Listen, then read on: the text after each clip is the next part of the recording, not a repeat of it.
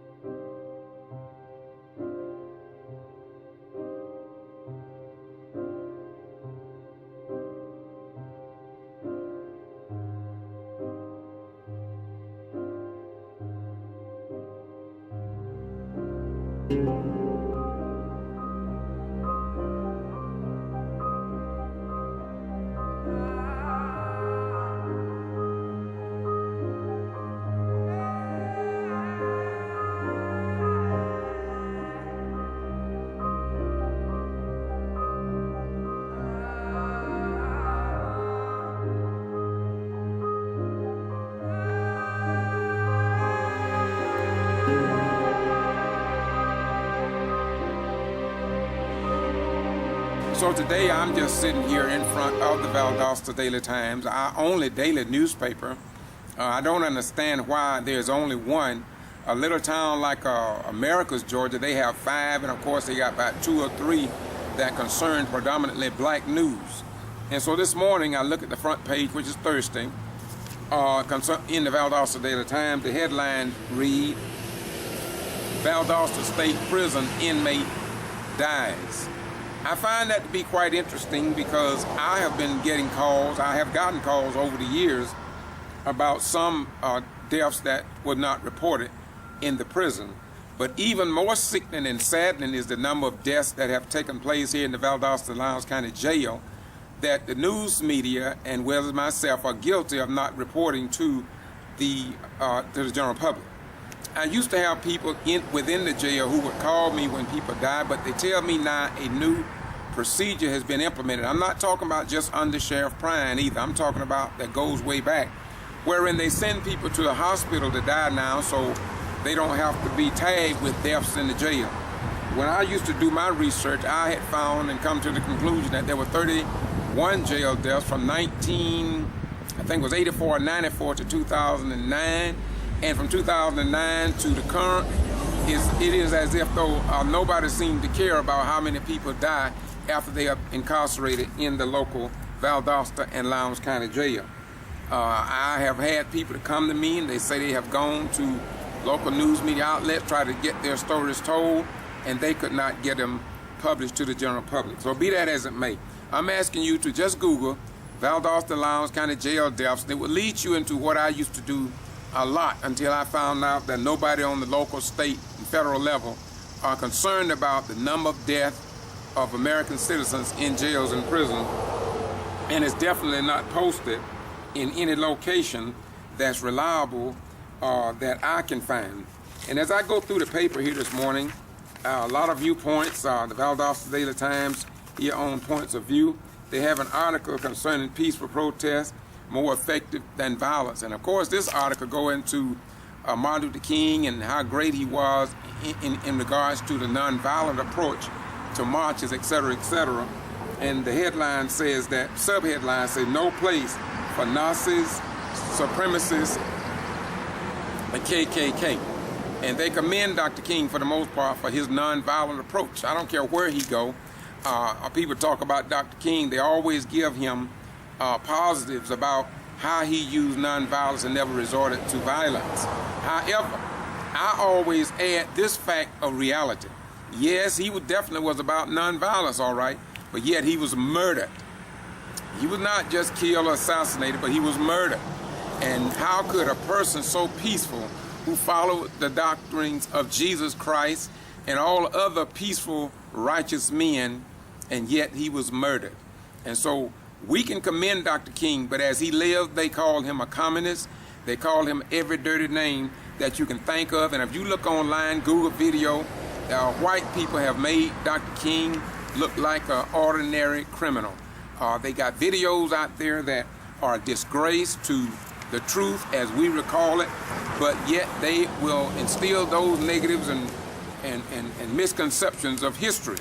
And if nobody informed the little white children and little black children about the truth and the difference between real news and white supremacist fake news, then our children will be forever lost. And as you know, the ancient ancestors of Africa didn't just trust paper, or they put it on papyrus papers and papyrus, and they also wrote it on stone, and that was retained until this very day.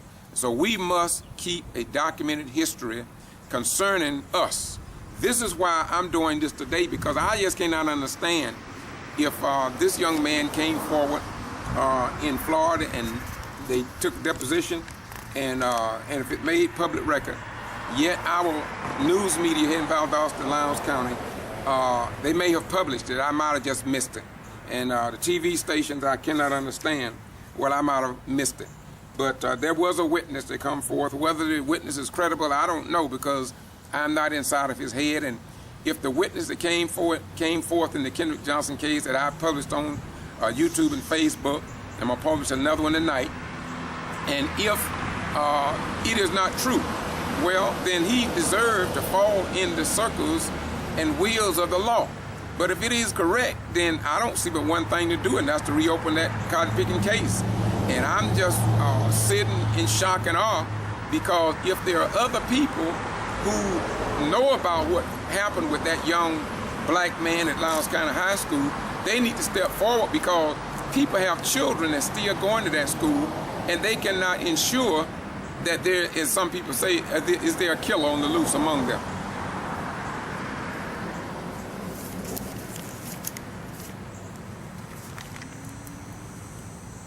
Also, we have another article headline reads, "Racism is in the heart, not stone and steel."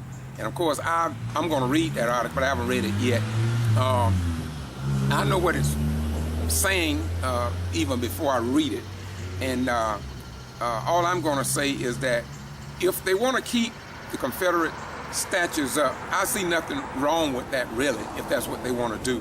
But I do know that in Brooks County, they have the Confederate traditional soldier there, but they would not allow them to put just a marker concerning the slaves in Brooks County. So what I'm saying is that if they would have, if it was so valuable for people to keep their history going, why didn't they put statues throughout the South about the enslavement of God's children for many centuries? Why didn't they do that?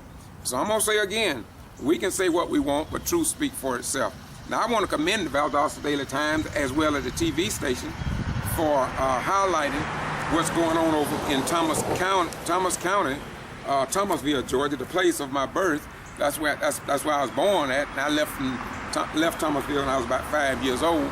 However, I still have relatives over there on my father's side, and you've heard me mention that before, because one of my family reunions, to my surprise, we had white people in my family that came to my family reunion over there. They wanted to connect up. They had pictures of white people that were my relatives. And so the white supremacists may want to start a race war. But the real question is, in starting a race war, we got to stay away from a race war, because hell, I don't know who to kill. I don't know who to discriminate against. When they came and they showed us pictures that we had no knowledge of, and they showed us what had happened and stuff of that nature. And I've said to black folk before, and I'm going to say it again. Black folk, we cannot hate nobody. The Bible preaches against hate, and I mean, if there was no God, I still believe I would be fair and righteous, even if there wasn't a God, because in my mind and heart of hearts, it's just right to do right. But if I wanted to, based on the history that I've studied and what my grandmama taught me about the racist white people over in Brooks County, I would hate white folk. I really would hate white folk, man. And believe me, I know the history of Brooks County. I know about Nigger Branch, and I talk about things. I have knowledge of things that I won't even mention because I don't want to hurt white people's feelings. And it served no purpose today. I only skimmed the surface, but I will say that my grandmother, Eliza Bryant and Howard Bryant over there, who reared me as a child, they didn't teach us to hate. They told us to learn to maintain that what we were going through as a people, God was watching over us. And in the end, truth, right, and justice will win. And so I learned to follow that. I'm retired from the military, and I'm here to tell the world that the military is not free from racial discrimination and racism. Some of those same people who are in the streets, and they are white supremacists and Klan members, I'm here to tell you that I know for a fact some of them was in these organizations when they was in the military. Some of them hid it, but they still met in places deep in the woods. And some white people, my best friends, I've mentioned him and I'm going to continue to say it, Jack A. Morgan, he was from Gary, Indiana, and I lost contact with my beautiful white brother. And if you're out there, my brother, if you see me, hit me up, brother. Shin from Virginia, West Virginia. Shin, man, we was there at Okinawa together. And I'm just saying that all of you who was in the military with me, hit me up, man. You know, I'm not hid from you. You see it from me, man, because I lost contact with you. But I want you to know that I love you and I respect you because you was fair to me while I was in the military. However, I've had some white people who were not so fair when I was stationed in Moody. All my performance reports, except the very first one when I came in, into my first duty assignment as an airman, all my other performance reports was outstanding. I got the highest performance reports every time they rendered one. However, when I was almost ready to retire and I came back to Moody, is when I got an 8, which is they consider excellent. And James E. King in Nashville, Georgia was my supervisor, but I was the non-commissioned officer until he came in, and then of course he had one strike more than me, and but I was the one that even trained him, and then he gave me an 8. I never forget that. And I don't think my brother, he definitely was not a racist, but he definitely gave me an excellent, which was an 8, and I was so upset about it because I had gotten the best reports and analysis section in the Air Force. I did that, not in the Air Force, in Tactical Air Command, while I was right out there at Moody. And that's when he gave me an 8, and I told him after he gave it to me, I'm going to fight it. I went to the Lieutenant Colonel, Colonel Kirkland, and I told him, because he was James King supervisor, and I told him about it, trying to think and hope that he would understand that I had the best reports and analysis, and why should I get an 8? And that white Lieutenant Colonel told me, he said, well, I back my man, Sergeant King, and what he wrote is wrote. I said, well, that's okay, sir. I said, I believe in God, and I said to him that if truth means anything, if God means anything, I will get it removed. And he said to me, Sergeant Ryan, don't you understand that an 8 is excellent? That's a good report. I said, yes, sir, but I was better than that. I say, and I deserve a 9 because I was the best of the best. And so he said, well, good luck at that. And he said, but it's hard to get an 8 removed from your records, and you do not have my support. I said, thank you, sir. And I left his office, and I was a little upset, but I've been dealing with these people so long. I got my paper and pencil, and I wrote a rebuttal up, got some witnesses from some people that knew the job that I had done, and I sent that rebuttal off to MPC, military, the headquarters, MPC. And my God, I forgot what that, but anyway, and they sent it back to me. The Air Force said they disapproved it. They wouldn't remove it from my records. And so I said, well, Lord, what can I do now? So I guess I'll just have to live with it. So another white guy who was King non-commissioned officer, Senior Master Sergeant Deakins, when he got back, I told him what had happened. And he said to me, he said, Sergeant Ryan, you were the backbone of this organization. He said, let me write a statement up there to them. And this was King, Sergeant King, supervisor. He lives up there in Nashville, y'all, and he's a friend of mine. I ain't got nothing against him. You know, I just believe in truth. And so Sergeant Deakins wrote a statement, and he got it signed off with the base commander, who knew what I was doing in terms of my getting reports out on time, and airman performance reports, and OER, officers evaluation reports. He sent that off, and of course, they removed that from my record. And even today, my file at the house, I can show you what I'm saying, y'all. I don't play games because I don't have to. I'm a grown man. I believe what Apostle Paul said. When I was a man, when I was a child, I acted as a child. I understood as a child. But when I became a man, I put away childish things. That's why I don't have to play games. I stand on my flat feet, and I proclaim truth, and going to continue until I can do nothing else on this planet.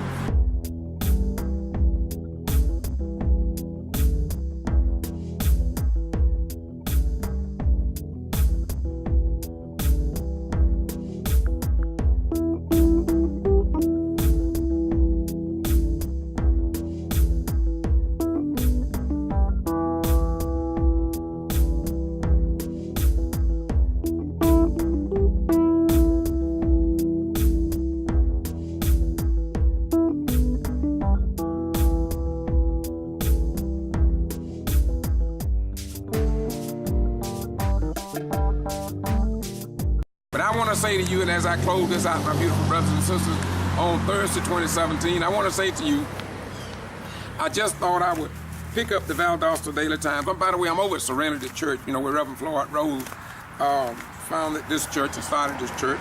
And I have the greatest respect for Floyd Rose. Him and I disagreed on the Kendrick Johnson's death and that surrounding it. We disagreed on that.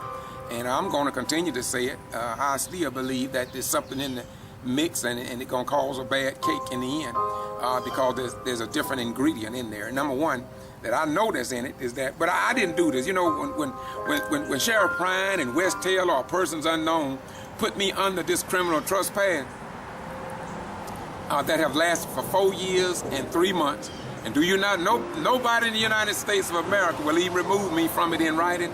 And it really is a disgrace, if you want to know the truth. It's really a disgrace. And the reason I'm shaking here because I'm doing two things at one time. I want you to know that this is a live feed on Facebook, but I'm also going to post it on YouTube. I found out that Facebook may not do it justice, but I know YouTube normally does. And so I just want you all to know, as I close, that when they put me under this criminal trespass, I had no idea what was behind it. But I later found out that I told y'all before that God has a hand in everything when it comes down to what I do. And so God wanted me to be in the mix in this case, and that's the way he handled it. And as you know, God wanted me to be in the mix with equipment 10+2. That means that when the news media would not cover the equipment 10+2, you all know that I was there. You know that. I traveled to Atlanta. I traveled to Macon. I traveled because I care. And I didn't get paid for that. I did not get paid for that. I think the equipment 10+2, if I'm not mistaken, y'all hear me mention this every now and then, not much. But they gave people involved, I think Tyrone Brooks, they gave one of them big equipment 10+2 pictures. They never gave me one, and I really wanted one. I'm gonna be honest with you. And I look, and you know, more people get angry because they say, well, hell, I walked and they didn't pay me for what I did. I didn't get one of them pictures. But you know, when you have been stepped on and buried so deep in the mud, you have to find an understanding of why you're treated in the manner that you're treated. And so one day I was just reading the Bible, and the scripture told me why they didn't give me a picture like they did other people. And so what it is that God, this God doing. I told them, I don't feel bad. That's God doing, y'all. Yeah. You see, God are doing me just like he did Moses. When God told Moses to go down and into Egypt and tell Pharaoh to let my people go, Pharaoh didn't understand. Pharaoh didn't understand. So when he went back again, one time God told him, he said, I am going to harden the heart of Pharaoh. Isn't that something? God said, go down there and tell him, let my people go. Then God gonna harden the heart of Pharaoh. And then sometimes we sit back and criticize Pharaoh. No, God was using Pharaoh. Listen. And if God used Pharaoh in that manner, and if God used an ass, the donkey, in dealing with Balaam, and if God used, I can give you some more, but I'm not going into them. But God have always used the broken things to get his point across. And so this is why I'm telling you all, don't y'all hate on Trump. I think Trump was God inspired and Moses divine. What I mean by that is that you cannot deny that Trump are showing us the real white people, and those that are real, those that know the works of the flesh, and those that know the fruits of the spirit. And when you see a white person or a black person or Japanese or Chinaman, whoever it may be, Chinese, it matters not what nationality they are. If they mean you good, my brothers and sisters, they will have love, they will show forth joy, they will show forth temperance, they will show forth long suffering, they will show you these attributes. They won't be fake. It'll come to it. They will exemplify these fruits that fall from the tree of their nature. Many of you hear me say it's not the flavor of my nature and it's the flavor of that type of thing. I mean it. You cannot find a banana growing on a peanut vine underground. And so you look at the fruits that these true trees produce. You don't have to criticize Rush Limbaugh, Glenn Beck, any of those guys. Just look at the fruits that fall from their trees. When I ride around, I'm retired, y'all, so I have a lot of time on my hand. When I ride around town, I'm on this conservative radio station, and sometimes I call in, most cases I don't. But I just listen to the fruits falling from their trees. Hannity, I don't know how in the world Hannity, I don't know how Mark Levin can live in this world and others. I can't see how they live in this world. Everything is wrong. Everything is controversy. I don't understand why there's nothing good in the world. Everybody's bad except those who view things the way they do. Y'all had better wake up. I'm telling you all, God is about to expose this thing, and he already letting us know what a real democracy look like. And see, the world now needs to know what the black man has known for a long time. And that is that democracy worked for some people, but not for others. And so as I close, I want to say to you, I have Barbara English here watching, I have Wanda F. Scott watching, and I have Reverend Rose's son, G.B.R. Rose, watching. And I thank people that watch and tune in when I come on Facebook. And I want you to understand something. You know, some people call me the N-word, they call me an outside agitator. They call me many of these ugly, dirty names. But they never call me a child of God or a human being. And that's good. In Gordon, Georgia, in 2015, I was called the N-word among a group of whites as I was riding a public highway in the state of Georgia as I stood up with that mayor up the mayor in Whippaloo, because they giving her hell, y'all. And so I go to these places. I'm working from 18 to 35 cities. That's what I've done. I've highlighted. I don't travel much as I used to, but I was on top of that, and I still have more stuff out there than anybody. And what I have always tried, the Justice Department, I have gone to them under President Barack Obama. I've gone to the Democratic Party with Chairman of the Democratic Party of Georgia, DuBose Porter, and I have highlighted, I have shown to them that why are you asking black folk to vote the Democratic Party when the Democratic Party refuses to join in to help these Democrats that voted, they were elected to office, and after they were elected, the Democratic Party ignoring them in their pain and in their suffering. And a lot of people say they will never, ever, never vote the Democratic Party again. Now, I'm here in Valdosta. I go to the Democratic Party sometime, and I know my Democrats probably don't want me saying this. But let me tell you something, y'all, in case you didn't know. I don't give a damn. I don't give a heaven about these things when it comes down to the truth. And the truth is the truth. And I'm saying if the Democratic Party don't like what I'm saying, then fix it. Fix it. Don't be mad with me. Call me in before CNN. I'll go before CNN. I don't fear nothing but God, and I fear him with understanding. And so call me in.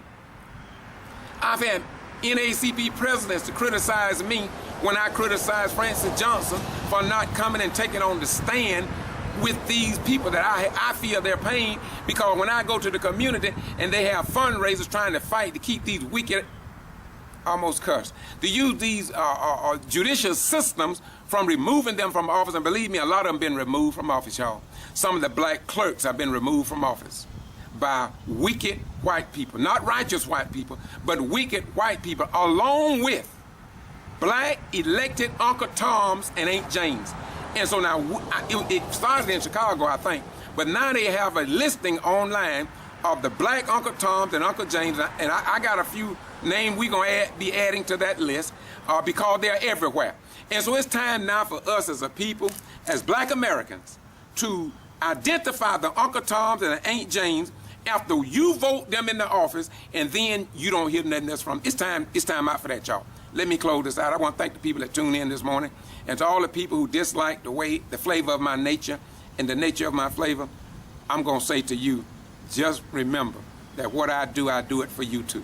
If you study the life and legacy of Dr. King, you will find out that many people hated Dr. King, but you don't, in organizations, pastors and bishops didn't like King, especially when he spoke out against the war. But I'll tell you today, when you watch them bishops and those people that criticize Dr. King, see how many of them will tell a restaurant owner when they go to McDonald's, "Excuse me, sir, I want to go to the back door.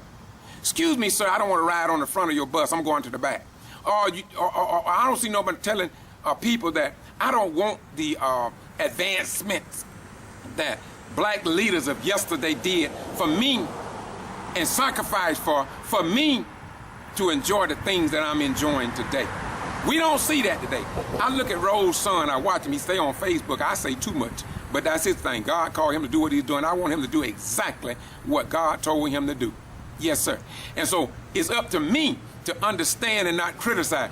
We don't know what God called Gerald to do. I don't know what God called Barbara English to do. I don't know what God told Wanda S. Scott to do. I do not know why God called David Duke, that hate-filled Caucasian man, to do. But I do know one thing. I don't know what God called Donald Trump to do. But I do know one thing. And what I know, and I'm going to close on this point for sure without lying to you. I remember the words of David, and this is why I try not to criticize nobody. Even the guy that wrote me that bad performance report, we friends today, I think. Well, he my friend. He may not see me as his, but he's my friend. We talk. Because I don't live in that. What I live in is what David said, and David was a good man. And here's what he said. Touch not my God told, touch not mine anointed, and do my prophets no harm. And since I don't know who God sent, I just treat everybody right. I let them abide in their own calling. It may be strange to me. That's why I told, when I used to be on radio for 20-some years, I told people that if I could sit down with the Klan, and that means that's relevant today too. That's prevalent today. If I could go to the Klan meetings and they didn't kill me, I would be willing to go, because I know there's some good in the Klan. I know there's some good in the white supremacist group. I know there's some good in most everything you can think of. And what we need to do is acknowledge that, because if it's bad, it's something God want me to learn, so I won't be bad. You see, there's an up and there's a down. Y'all have a nice day, and again, I want to thank you all for listening. For you to listen to me, that means you got to have something in your heart that's concerned about somebody outside of yourself. See, we have too many people today. They can love their family, or they'll love the people in their church denomination, but that's all they love. And outside of that congregation, they could care less, you see. And I'm saying to all of you hate mongers, I want to say to you that you're on the losing side, man. If you don't believe it, check the annals of history, man. You really don't. You can kill who you want, hate people, but you're only hurting yourself, man. In a lot of cases, your own children will rise up against you. Study. Look at what the General Robert E. Lee family said a few days ago. They told the white supremacist group General Lee wouldn't be happy with what you all are doing. Isn't that something? It's sad that Lester Maddox and Governor George Wallace, he came to his senses before he died, way before he died, and he apologized. He was on the wrong side of history, and his children saw them and have acknowledged that they was on the wrong side of history. Don't you be caught up on the wrong side of history. This is George Boss trying to get to Free Press. TV 679. We report what others ignore because we love you just that much. Peace out. Bye-bye. We go. Today is May the 25th, 2013. My granddaughter went to a graduation this morning, and we wanted George Boss Ryan to be there to do the recording. And we come to find out that he was denied access to the premises of the school. I find that very disturbing. It's very disgraceful. Here we are, free people in a free society. And here's a man, because he's standing up for justice here in this city, he's getting discriminated against. He's being retaliated against because of no legitimate reason. And the school board have no right to do what they have done. This is a disgrace. And they should be ashamed of themselves what they've done. This man haven't violated no law, but yet his rights was violated this morning. And we are sick and tired of it. We need some justice here. And we are crying out to everyone that's in the Justice Department to come down and really take a look at this when the citizens, this is Jim Crow at its best. These are the old laws that they used to work under, and they're still doing it here in Lowndes County. That's all I want. This is all that I want to have to say about this issue and this matter, because it's very, very, very disturbing when we always seem to be victimized and nobody don't want to discuss it, nobody don't want to talk about it, but because he's standing up for some people and trying to help them to come about some justice of equilibrium here in this city, he haven't violated no one's laws. He didn't walk on the grass and kill the grass. He didn't go and run into nobody's car. He haven't excited a riot of anything. This man was just simply denied because they have seen him produce these videos and this kind of thing. He's being retaliated against because he went to Atlanta to sit down with the Justice Department, and this is a form of retaliation. And I stand on his behalf to say this, that we asked him to come out to film our granddaughter this morning at a graduation. And it meant something for us to get this here on film for our family, okay? Because we got architects, engineers, and psychologists from our family. And we need these moments captured. And they denied not only him, but us as well. I close this out by saying, it's a sad day here. It's a sad day here in Lowndes County. very, very, very disturbing. And something needs to be done. Thank you so much. Once again, this is John Robinson. This is kvci.blogspot.com. He asked me to cut this clip once I told him what had happened to me and the history that is developing around this unique person, George Boston Ryan. Thank you, Dr. Robinson, for telling the truth. Oh, it's just facts. First, I want to ask Bobby, what did you say that you saw the judge doing in the courtroom today? Sleeping. What did you say you saw him doing? Sleeping. Did you see him? Oh, he was not. He was not, and at least 3 times that counted. I heard several other people, and I want to be on camera, that you all saw that. Now, how? The judge has proven that that he really don't want the cameras in the court. I mean, and I understand why. Because the last trial he went to sleep 4 or 5 times, and this time he went to sleep 4 times, nodded on the bench. So I mean, no one is saying about it. Even when the media was there the last time, you was the only one who reported that the judge was asleep.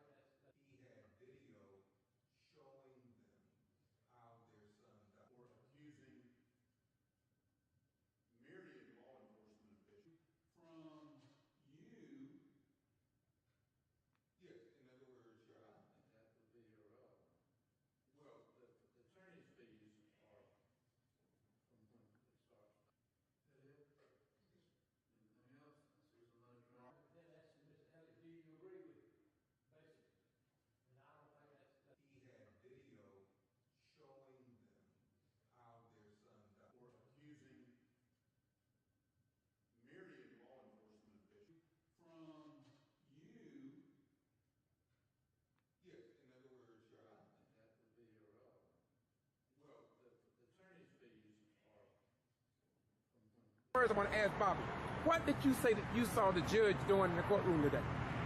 Sleeping. What did you say you saw him doing? Sleeping. Did you see him? Oh, he was not. He was not, and at least 3 times that counted. I heard several other people, and I want to be on camera, that you all saw that. Now, how? The judge has proven that that he really don't want the cameras in the court. I mean, and I understand why. Because the last trial he went to sleep 4 or 5 times, and this time he went to sleep 4 times, nodded on the bench. So I mean, no one is saying about it. Even when the media was there the last time, you was the only one who reported that the judge was asleep.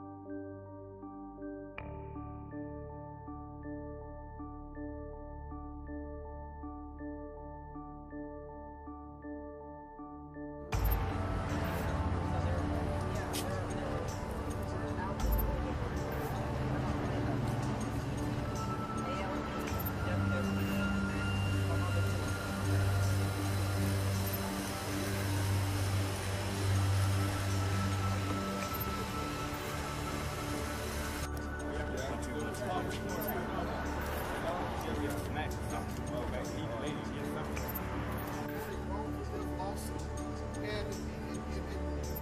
then combining with Kendrick's lengthy and extensive federal investigation, there were things that had to be done. Greetings. This is the Get To Free Press, George Foster Vines, and of course, today we journey into the courtrooms in the Valdosta-Lowndes County Judicial Complex. This particular case dealing with the legal fees of attorneys and suits against the KJ family. Mr. Worthy from Justice League United was once again here in the courtroom. How you doing today? I'm good. What do you think about the case today and the progression of it and how it's going? Well, it's going. I don't think it's really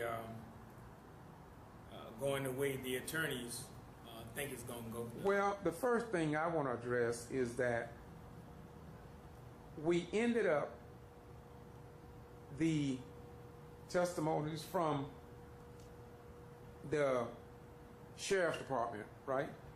The Sheriff Department, We also ended up with, who else? Lowndes County. The county. We'll return back tomorrow with the county, continue in the county. With the Lowndes county. County School Board. Okay, that's the school. Yeah, Lowndes County High School. But the Sheriff Department is finished. Sheriff Department is finished. And so, the attorney for the school will be back tomorrow. Yes. Now, to the people who don't attend this case, they won't know nothing about it. Have you seen anything in the newspaper, on TV about what's going on in this case? Nothing. Only reporter there is George Foster-Brown with the Get Over Free Press. You. Nobody else is coming. Nobody reporting. The judge, the judge went to sleep again multiple times. It seems that nobody cares about what's going on or what they're trying to do in the Kendrick Johnson case. For the attorney fees, CB again was awesome. Attorney for the Johnson family, pounding them with evidence after evidence and phase after phase. And I still think the judge kind of trying to rush him through. But CB pays it no attention and just go and do what he got to do. Okay. How is Jackie responding in the case? Is she strong, or how do you think she's handling? Oh yeah, Miss Jackie holding up. She's a soldier. She's holding up. She's angry. She wants justice for her son. She's holding on in that courthouse. Never bowing down. Never backing up. Okay. And so this is about the third or fourth gathering concerning the attorney fees assessment against the family. But would you say that some of the fees and the way that they figured them is being questioned even by the judge? Oh yeah, he definitely questioning the attorney fees. Now he's being more alert. He's actually following the documentation, and he's even stopping and intervening and asking questions, even correcting the attorneys. Listen, you need to just answer the question. We don't need an explanation. Answer the question and move on. What do you think about the mannerism of Jim Elliott on the stand? Jim Elliott to me is very disrespectful. He is very dominating, and I don't know if it's inattention on the judge's point or the judge is not paying attention. He allows the attorneys to run, basically the defense attorneys to run the courtroom. He's not telling them, hey, okay, we don't need the attitude, answer the question. He's not, especially with Jim Elliott. Jim Elliott he got mad several times during testimony, angry, got smart. I don't know what the problem is with the judge and Jim Elliott, because he's never correcting Jim Elliott, even running to the court. Even today when he swore in, he had an attitude by swearing himself in. I don't think that's appropriate. I think somebody else should have swore him in. I don't think he should have swore himself in. Even when he did that, he had an attitude. So. That's the first time I'd ever seen somebody swear themselves in. Yes. But what do you think about the exchange between Shaveen King and about the? He said he delivered some. He delivered some kind of paper subpoena to. Yeah. And do you know what that was about? Well, yeah, he said he delivered the subpoena to Jim Elliott. Him who? Shaveen King, the attorney for the Johnson family, delivered the subpoena. I believe Jim Elliott was lying. I believe the judge knew he was lying, and the judge ordered him to turn over those receipts of how much that has been paid already in the Kendrick Johnson case. So he ordered him to turn over those fees, to turn over the receipts. So CB should have them by tomorrow, if he don't have them already in his email. So that got to be a pretty bad exchange there for a minute, didn't it? Yeah, because Jim Elliott stood up, lied. CB told his story, of course, which was more believable than Jim Elliott. And like he said, he could have took a few minutes or more and just grabbed those the subpoenas that CB put in and answered CB. And he could have been answered that subpoena. He was just being sarcastic, trying to be smart. And then again, to me, toward Jim Elliott, it seems like him and the judges, some kind of friends or good friends, and them, because he never questions his attitude, the way his order, the things he do.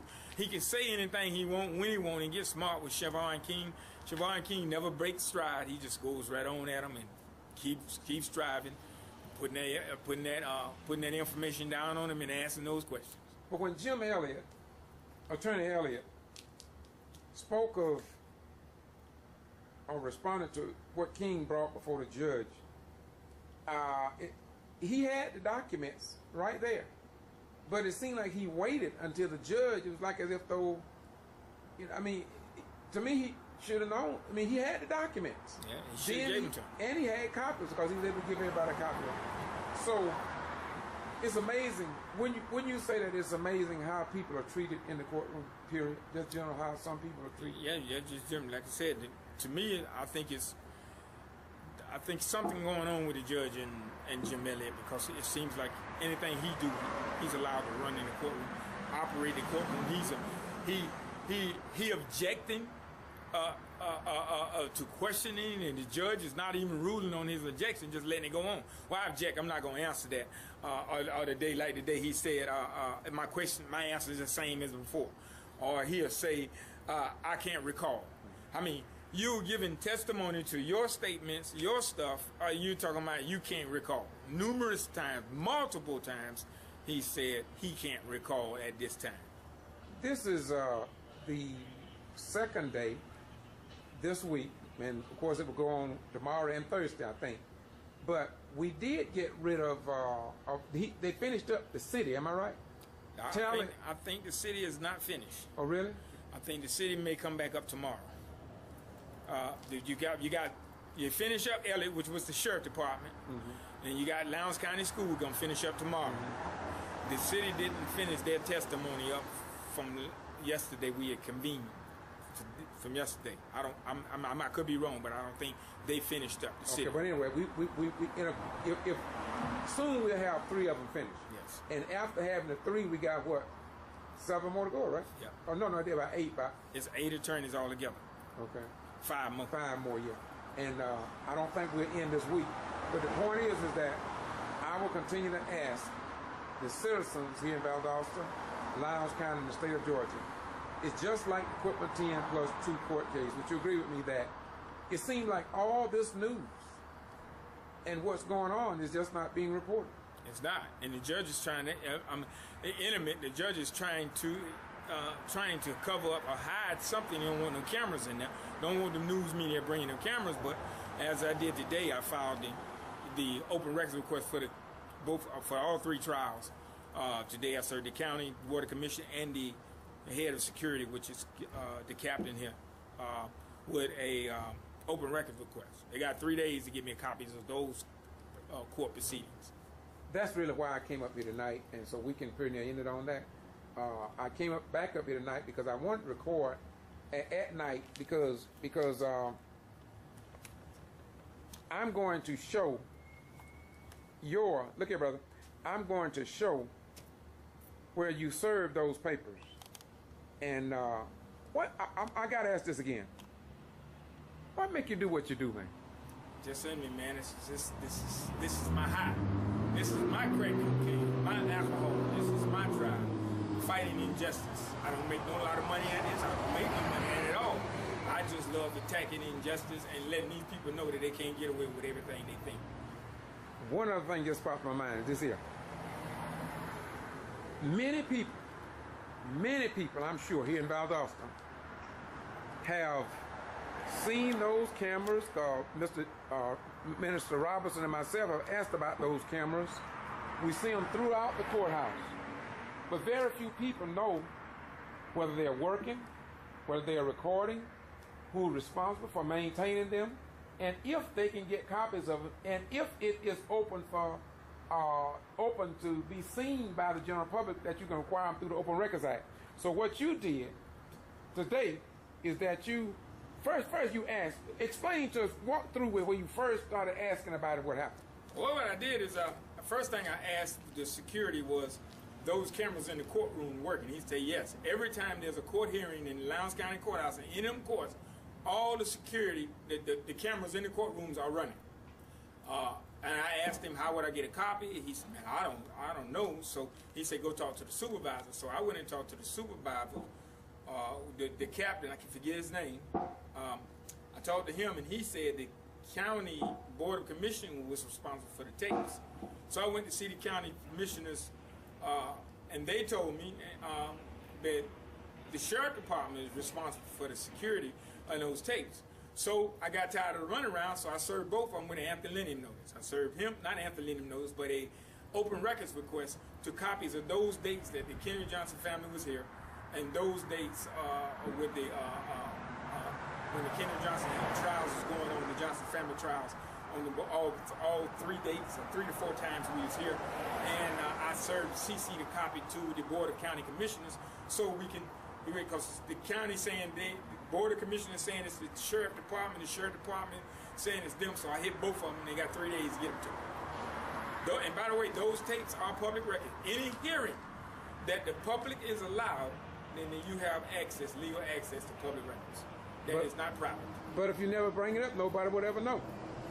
In fact, from what you were telling me, there's a great possibility that even the government entities don't know whose responsibility that it is, and if they do, maybe they don't want you to know, maybe they don't want the general public to know. But I'm determined to let the people know that when the founding fathers of this great republic said that this is a free, open, democratic society with the power to the people, and I served 21 years, and that when we was in the military, that's what they kept telling us. You are fighting for your freedom, your democracy. But it seems like a lot of things are closed. So I commend you for what you're doing. I'm going to let you close after the sirens go by. Police car.